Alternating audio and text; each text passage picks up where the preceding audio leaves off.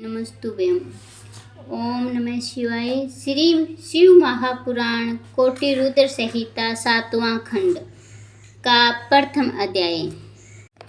नारद जी द्वारा ब्रह्मा जी से सती के शरीर त्याग के बाद की कथा सुनना। नारद जी ने पूछा, हे पितामह, जब सती ने अपना शरीर त्याग दिया तब उन्होंने हिमालय पुत्री बनकर किस प्रकार तप करके भगवान श्री सदाशिव जी को प्राप्त किया।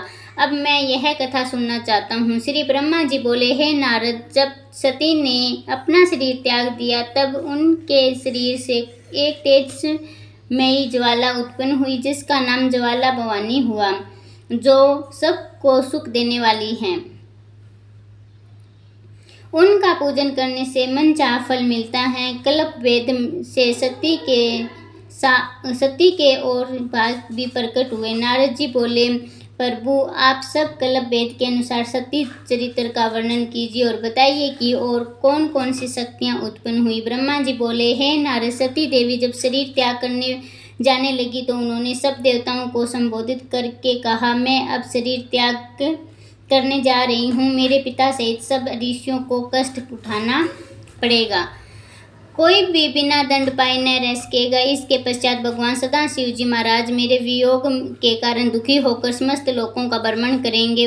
यह कहकर जब सती देवी वहां से जाने लगी तो उनकी माता और बहनों ने उनको रोकना चाहा, मगर वह अंतर्ध्यान हो गई और गंगा तट पर जाकर स्नान करके पवित्र वस्त्र पहनकर श्री सदाशिव का पूजन करके सांस को ब्रह्मांड में चढ़ाकर अपने शरीर को भस्म कर दिया। उससे इतना भयंकर शब्द हुआ कि सहस्त्रों मकान गिर गए। यह देखकर सती के साथ जाने वाले गणों ने उत्पात मचाना आरंभ कर दिया, किंतु महर्षि भृगु ने मंत्र बल से शिवगणों को भगा दिया। फिर शिवगणों ने जाकर श्री सदाशिव जी महाराज को सारा समाचार सुनाया और उन्होंने वीरभद्र को भेजकर यज्ञ नष्ट करवा दिया। यज्ञ के नष्ट होने पर भगवान श्री सदाशिव जी महाराज को क्रोध कुछ शांत हुआ, मगर उनको सती जी का वियोग बड़ा दुखी कर रहा था।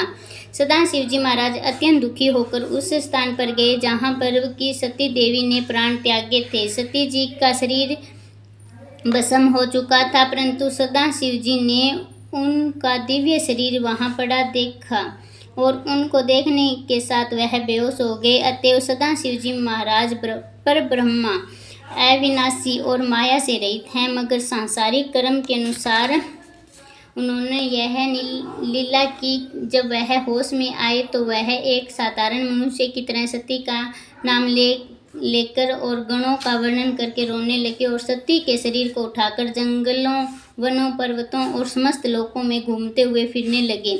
जब वह भारत खंड के सप्त सांगी पर्वत की चोटी पर आए तब वहाँ एक एकांत स्थान पर आकर एक वट वृक्ष के नीचे बैठकर उच्च स्वर में हाहाकार करने लगे। उनकी अश्रुधारा से वहाँ पर एक पवित्र सरोवर 2 योजन लंबा चौड़ा उत्पन्न हुआ, जिसमें स्नान करना बड़ा उत्तम फल देने वाला है और सब इच्छाओं को पूर्ण करने वाला है। जहाँ जहाँ भी सती का कोई अंग गिरा वहाँ वहाँ एक पवित्र तीर्थ बन गया और उन तीर्थों पर स्नान करने से मनुष्य को मनवांछित फल की प्राप्ति होती है। सती जी के शेष अंगों का क्रियाक्रम करके हड्डियों की माला बनाकर सदाशिव जी महाराज ने गले में पहन ली और प्राणेश्वरी, भवानी, जगदम्बा आदि नाम लेकर विलाप करने लगे।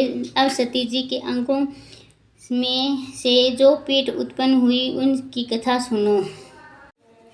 देवपुर नामक पर्वत के ऊपर श्री सती जी के दोनों चरण गिरे। वहाँ पर महाभाग देवी उत्पन्न हुई। वह पर स्थान पीठ हैं, वहाँ पर शिवलिंग भी हैं। उनके प्रकट होते ही मैंने तथा श्री विष्णु ने उनका पूजन किया और मनवांछित फल पाया। ऊंटियानी नामक देश में सती के नितंबों द्वारा उत्पन्न कल्याणी सिद्धपीठ का निर्माण हुआ। वहाँ पर भी शिवलिंग है। इस सिद्धपीठ की भी मैंने तथा श्री विष्णु ने विधिवत पूजा की। कामशील परयोनि के गिरने में कामाख्या नामक सिद्धपीठ उत्पन्न हुआ। उन कामाख्या देवी का भी मैंने तथा श्री विष्णु जी ने पूजन किया। जलाधर पर्वत पर सती देवी के कूच गिरे और वहाँ पर चंडी नामक सिद्ध पीठ शिवलिंग सहित प्रकट हुआ।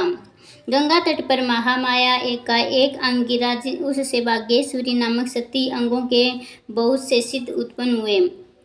वहाँ पर शिवलिंग भी स्थापित हुए। हम सब देवताओं ने उन सबको प्रणाम किया। उनकी पूजा करने वाले के मनोरथ अवश्य पूर्ण होते हैं। श्री सदाशिव जी महाराज ने मनुष्यों के हितार्थ से ही लीला की, क्योंकि वह ही इस जगत के माता पिता हैं, लोक व परलोक से सुख देने वाले हैं।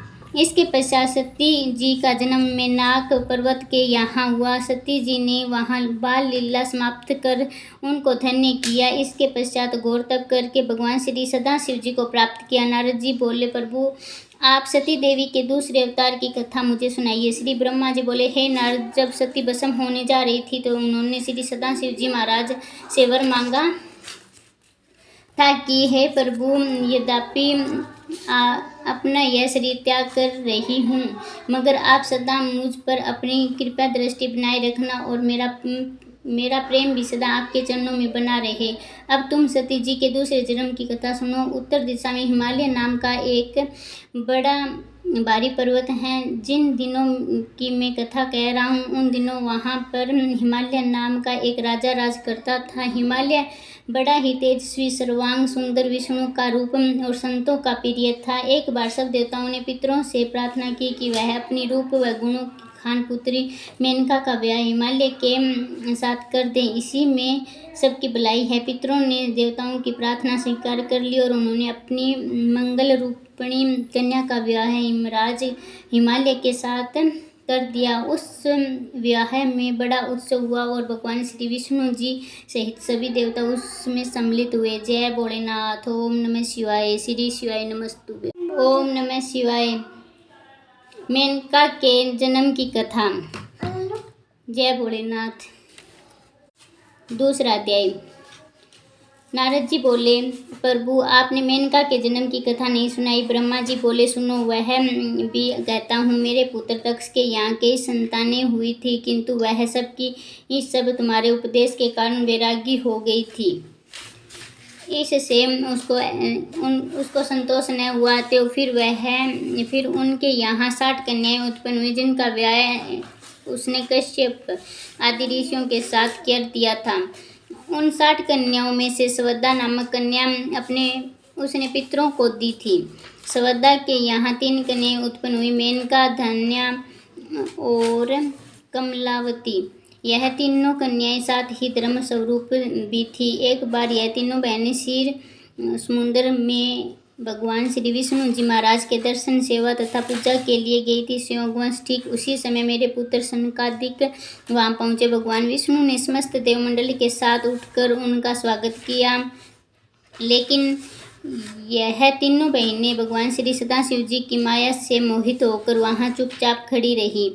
इस पर वह मेरे पुत्र सनकादिक भी भगवान की माया से मोहित होकर क्रोध में भर गए और उन्होंने इन 3 बहनों को दंडित करना चाहा। और योगेश्वर संत कुमार ने इन बहनों को शाप दे दिया कि संत कुमार ने कहा, तुम तीनों बहनें श्रुति को नहीं जानती हो, तुम स्वर्ग रहने के योग्य नहीं हो, अतएव तुम मनुष्य लोक में चली जाओ। जय भोलेनाथ। उन्होंने चिकित होकर श्री संत कुमार से हाथ जोड़कर कहा, ऋषिराज, आपका अनादर करने का शाप तो हमें मिल गया, पितु आपके दर्शन का जो वरदान हमें मिलना था वह अभी तक प्राप्त नहीं हुआ। अतएव कृपया हमें इस शाप से छुटकारा प्राप्त करने का उपाय बताइए। आप कृपया कर हमारे लिए कुछ ऐसा उपाय सोचें जिससे हम पुनः स्वर्ग को प्राप्त कर सकें। उन तीनों बहनों की प्रार्थना सुनकर श्री संत जी कुमार ने प्रसन्न होकर कहा, अच्छा, अब हम तुमको वर भी देंगे, ध्यानपूर्वक सुनो। तुम में से जो ज्येष्ठा हैं वह राजा हिमालय से ब्याही जाएगी और अपने गर्भ से जगत जननी पार्वती को जन्म देगी, जो भगवान श्री सदाशिव जी महाराज को अपना पति बनाएगी तथा अपने कुल के पापों को नष्ट कर देगी। दूसरी कन्या धन्या राजयोगी जनक की पत्नी होगी, जिसके यहाँ महालक्ष्मी सीता होकर उत्पन्न होगी। तीसरी बहन कलावती द्वार पर में महाराज वृक्ष वाहन को प्राप्त होगी। श्री राधिका जी को जन्म देगी, जो कि आनंद कद ब्रजराज भगवान श्री कृष्णचंद्र जी की महाराज की प्रिय होगी। जय भोलेनाथ। ओम नमः शिवाय। श्री शिवाय नमस्तुभ्यम।